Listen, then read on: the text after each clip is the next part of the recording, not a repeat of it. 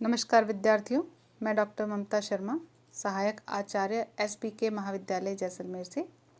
आज हम हमारे पाठ्यक्रम में से पढ़ने वाले हैं महाकवि महाप्राण सूर्यकांत त्रिपाठी निराला जी को। इनकी हमारे पाठ्यक्रम में जो कविताएं हैं उनमें से आज हम भिक्षुक का अध्ययन करने वाले हैं। कविता की व्याख्या करने से पहले मैं आपको कवि के जीवन परिचय के विषय में कुछ बताना चाहूँगी। इनका जन्म 21 फरवरी सन 1896 में हुआ था। कुछ पुस्तकों में ये 1897 भी मिलेगा, जो कि त्रुटिपूर्ण है। जन्म स्थान महिषादल मेदिनीपुर जिले में, और इनके पिताजी का नाम था राम सहाय त्रिपाठी, पत्नी मनोहरा देवी जी और पुत्री जिसके जीवन पर इन्होंने एक सरोज स्मृति नाम का लंबा शोक गीत भी लिखा है। उसका नाम था सरोज। कई बार परीक्षाओं में इनका जन्म नाम भी पूछ लिया जाता है, तो आपका पता होना चाहिए कि जन्म के समय इनका नाम सूरज कुमार रखा गया था और तिथि के हिसाब से इनका जन्म बसंत पंचमी को हुआ था। इनकी हाई स्कूल की शिक्षा करने के बाद हिंदी और संस्कृत में इन्होंने अपना स्वतंत्र अध्ययन किया, साथ में बंगला भी पढ़ी, और अपने पिता की छोटी सी नौकरी में असुविधाओं का मान अपमान का परिचय इनको बचपन में ही हो गया। इन्होंने दलित, शोषित और किसान के साथ हमदर्दी का संस्कार बचपन में ही अपने अबोध मन में रोप लिया था। 3 वर्ष की अवस्था में माता का और 20 वर्ष तक होते होते पिता का देहांत हो गया।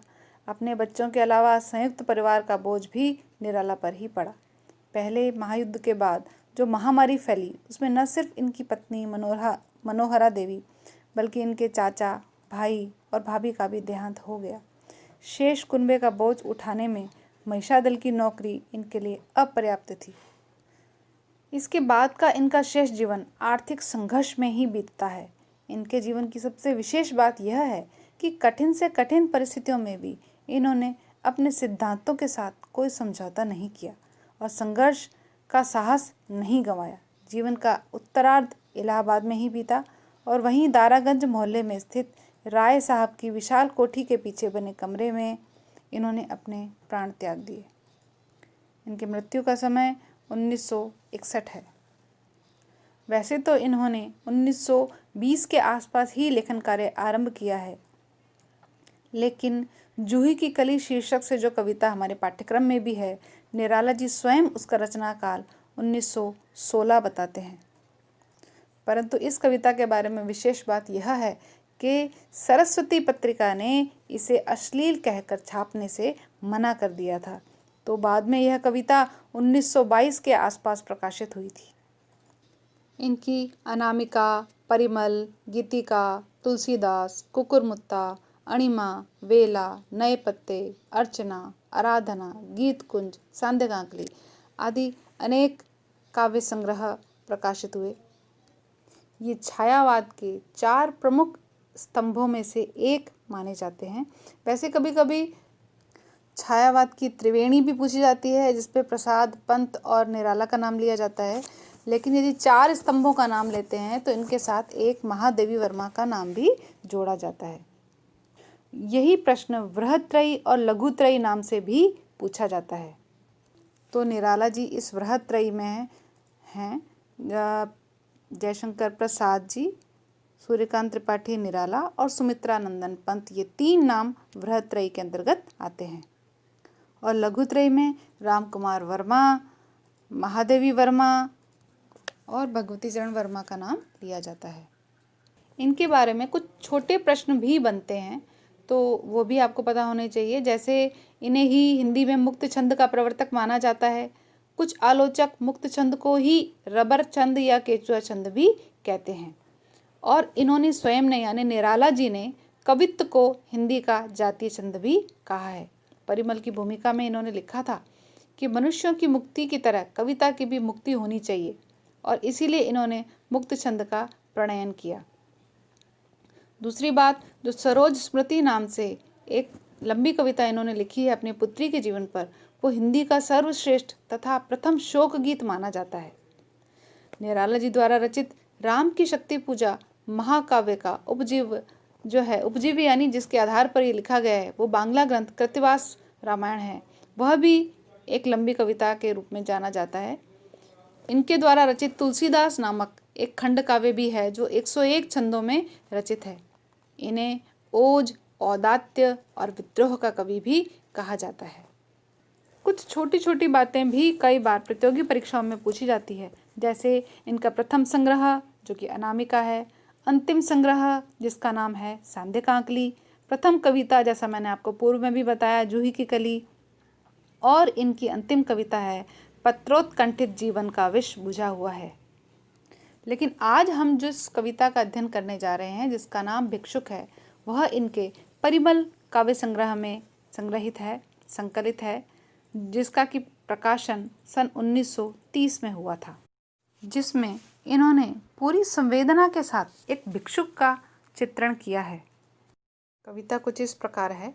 वह आता, दो टूक कलेजे के करता, पछताता पथ पर आता, पेट पीठ दोनों मिलकर है एक, चल रहा लकुटिया टेक, मुट्ठी भर दाने को, भूख मिटाने को, मुंह फटी झोली को फैलाता, दो टूक कलेजे के करता, पछताता पथ पर आता। कविवर निराला एक भिक्षुक का वर्णन करते हुए कहते हैं कि उसकी दयनीय दशा देखकर हृदय के टुकड़े होने लगते हैं। दो टूक होने से मतलब हृदय विदीर्ण हो जाना, दुख से टुकड़े टुकड़े हो जाना। वह स्वयं अपनी भी करुणाजनक स्थिति से सभी को हार्दिक वेदना से भर देता है, जिसका कारण है वह इतना दुर्बल और कमजोर है कि उसका पेट और पीठ दोनों मिलकर के एक जैसा दिखाई देता है, अर्थात वह पिचक करके एकदम एक प्रतीत होते हैं। वह अपने कष्टमय जीवन को लेकर बार बार पछताता है और अपनी लाठी टेक टेक कर चल रहा है। वह एक बार मुट्ठी दाने को प्राप्त करने के लिए, अपनी भूख मिटाने के लिए लोगों के सामने अपनी फटी हुई पुरानी सी झोली को फैलाता है। उसकी इस स्थिति को देखकर एक संवेदनशील व्यक्ति के हृदय के टुकड़े टुकड़े होने लगते हैं और उसकी और किसी का ध्यान नहीं जाता। इस कारण वह दुख का अनुभव करता है और अपने मार्ग पर पछताता है, अपने जीवन पर पछताता है और आता जाता दिखाई देता है। यह यथार्थ चित्रण पूरी संवेदना के साथ किया गया है। यहाँ पर कवि का मानवतावादी स्वर प्रमुख है। ये भी बता दूं आपको कि कविवर निराला जी की बाद की जो कविताएं हैं वे प्रगतिवादी कविताओं के अंतर्गत आती है, तो ये भिक्षुक कविता भी प्रगतिवादी कविताओं के अंतर्गत है। कवि का मानवतावादी स्वर इसमें प्रमुख है, जिसमें सामाजिक विषमता पर व्यंग किया गया है।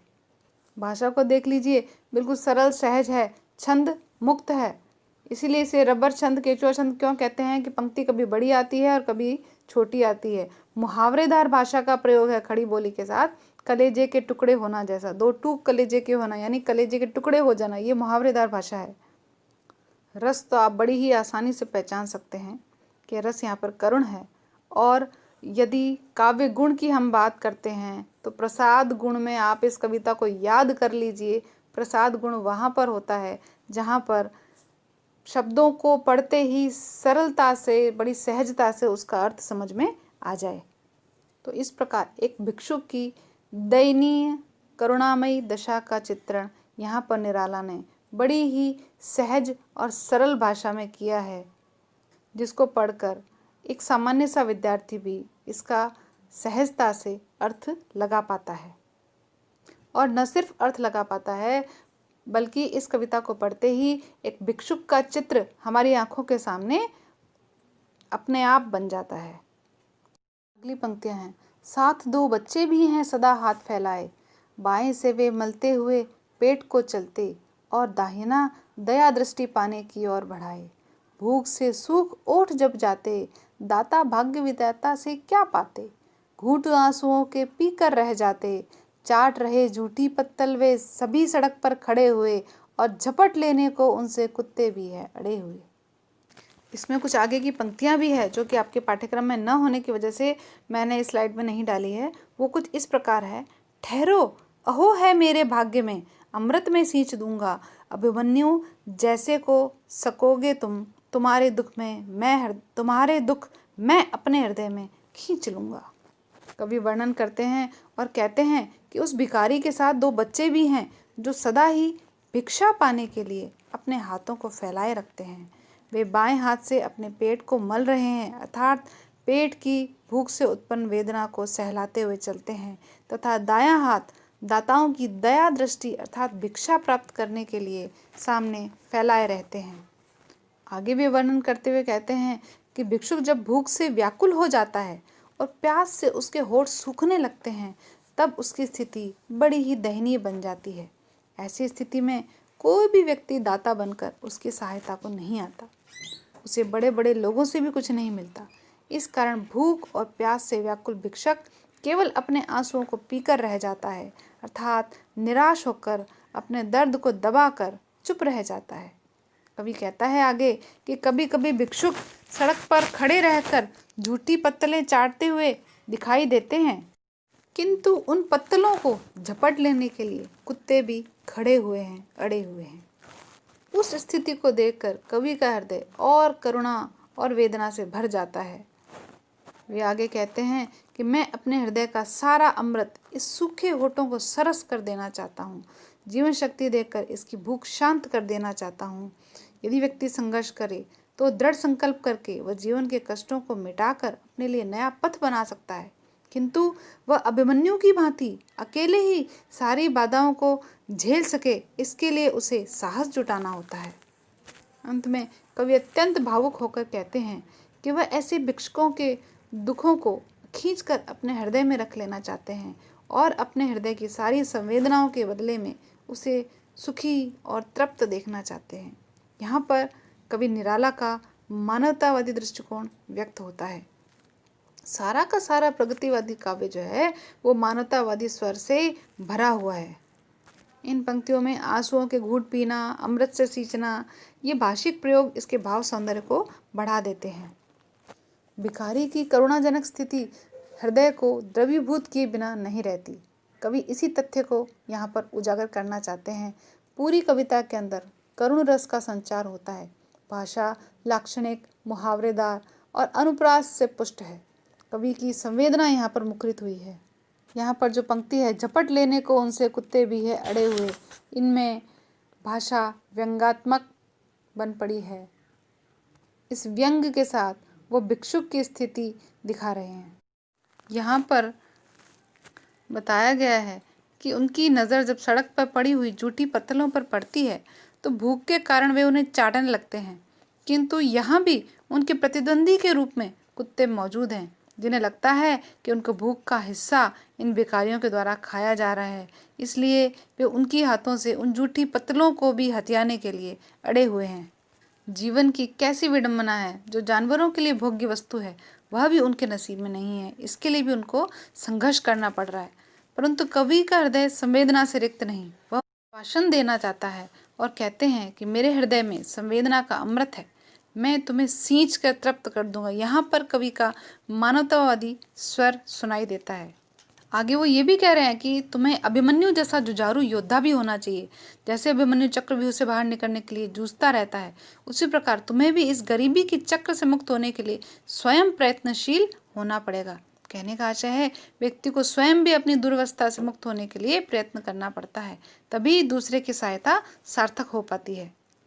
समस्त काव्य करुणा से भरा होने के साथ साथ प्रेरक भी है, यानी प्रगतिशील जितनी भी इनकी कविताएं हैं उसमें मानवतावादी स्वर तो है ही, साथ में प्रेरणादायी स्वर भी सुनाई पड़ता है।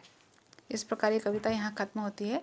इस कविता का सप्रसंग भावार्थ आप लिखने का प्रयास करें और इसके संबंध में जो भी प्रश्न आपके मस्तिष्क में आता है उसे व्हाट्सएप ग्रुप में पूछने की कोशिश करें। धन्यवाद।